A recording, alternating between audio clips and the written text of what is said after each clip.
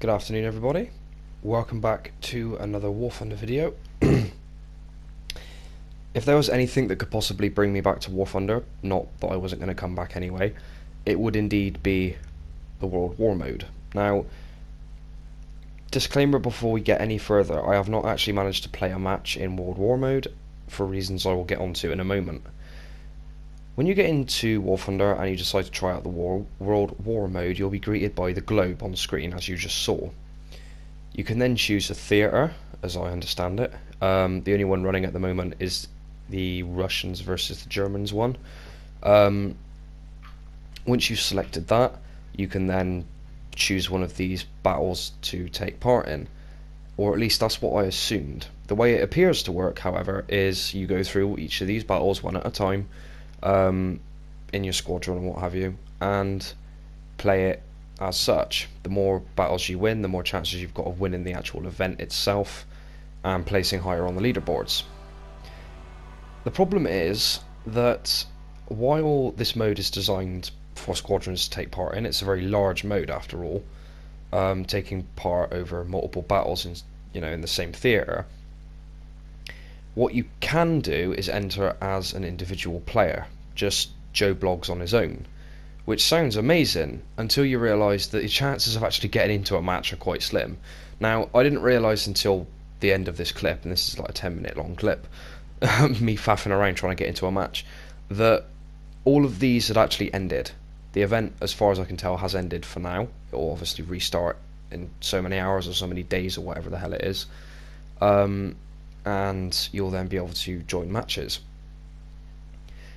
The game modes, or rather the battles themselves, are historically based, so you'll have the same sort of battle lines as they did in real life in World War II. You'll have access to the same vehicles that either side had during World War II, and the amount of vehicles you have per division will be limited to what the real numbers were in real life. This means that at some point in the future, when we have Germans fighting the Americans on the Western Front, you will have matches where there are Tigers fighting Shermans. And historically, the Shermans will greatly outnumber the Tigers, but of course the Tigers are better armoured and have a far better gun than the Shermans do. Again, my thought immediately for this was, oh dear, that means everyone will want to try and play as the Germans, because it allows you to join the match, as in this case either the Russians or the Germans, depending on which one you fancy playing as. Again, I thought the only problem with that is everyone's going to go, oh well, I'll play as the Russians so I can get the KV-1. That's not the case, because you have a limited number of KV-1s, and you have to maintain your supply, or rather your squadron commander has to maintain the supply during the battles to use them only when they are needed. This again becomes a problem because of Joe Bloggs joining matches. If you're holding off on using your quote-unquote top tier heavy tank or light tank or medium tank, whichever one you're referring to in this particular scenario, and Joe Bloggs jumps in and goes, they've got a KV-1 available, yeah, we'll have one of them. The next thing you know, you're pissing away numbers of heavy tanks like there's no tomorrow, because random players keep jumping in on your matches and stealing your tanks. This is, I think, in the grand scheme of things, a fairly minute issue, although it's definitely something that needs to be addressed. The first thing I think needs to be addressed, though, is this goddamn all of the stuff on the screen. Look at this. This is why it took me 10 minutes to figure out what the hell I was trying to do. And trying to scroll down the bottom of this menu list for the battles going on, or battles that were available, forget it. It'll take you ages. What I should have done was notice that there's actually a tab at the top of that screen that says finished, as in the battles have finished, the event has finished. I didn't notice that. It's not particularly obvious. It's not like when you try and jump into a queue and you get a timer. It doesn't work that way here. You probably will get a timer if there's battles available, but in my case there weren't any. So those are the issues I have with the display itself and the logistical side of things. Now let's get into the gameplay. As I said, I haven't actually played any of this. What I have done is watched one of Slick's videos and watched one of the European Canadians videos. Shout out to you guys. Not that you need more subscribers anyway. Most of the people that subscribe to me are probably subscribe to you anyway, but whatever. The issue becomes that there are from what I can tell watching the videos, the gameplay, especially on Slick's video, there are markers for enemy tanks. I think this is just for the spotting mechanic for the light tanks, so that they show up on the map. The easiest fix for this would be to just remove the name of the player and the vehicle name above the tank and only have it pop up on the map. Or get rid of all of that entirely and just have it like Sim.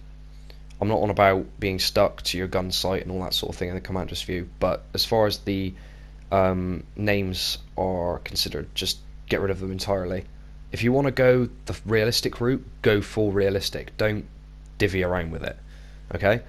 This mode is what will make War Thunder. Once they've got it fixed, we'll be laughing. This is the mode that a lot of people were waiting for years, and when it didn't come, they all went, why should I bother? They dropped the game, they went to go and play something else, they never came back. Hopefully this mode will bring some people back to the game and help increase the numbers that are playing the game on a daily basis. Hopefully. But as I said a minute ago, that may need some work to this mode first. So yeah, let's see. We've covered the look of the display. I want to call it the AI, but that's not the right term, is it? I can't remember what it's called. The HUD, sorry. So the look of the HUD, the fact that you have names on top of the tanks, so you can see where the enemy players are. The fact that you get lone wolf players jumping into your matches and stealing your tanks that you're trying to save for when you really need them, which is tactical thinking. That's what this mode is supposed to facilitate in people. You know, these little things, they all add up, and it begins to get a little bit, you know, hectic. I really, really, really want to play this mode. I will be doing another video once I've played the mode and I've actually gotten to terms with it properly. This is sort of like a very first impressions, or even pre-first impressions, because like I said, I haven't actually played any matches yet. The matches do last a very long time. The event lasts a very long time. I think the European Canadian said something along the lines of 5 battles, 5 events, whatever you want to call it, that lasted around 2 hours. Because you have a lot of respawns and stuff like that. Spawn points don't come into this. It's just you keep going basically until you either capture the objective or hold off the enemy, whatever your objective is.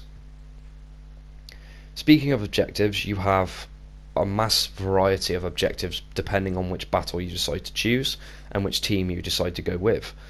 From what I've seen, most of the time it's defend this point, capture this point, stop the enemy from capturing this point, hold off the enemy for a certain amount of time, that sort of deal.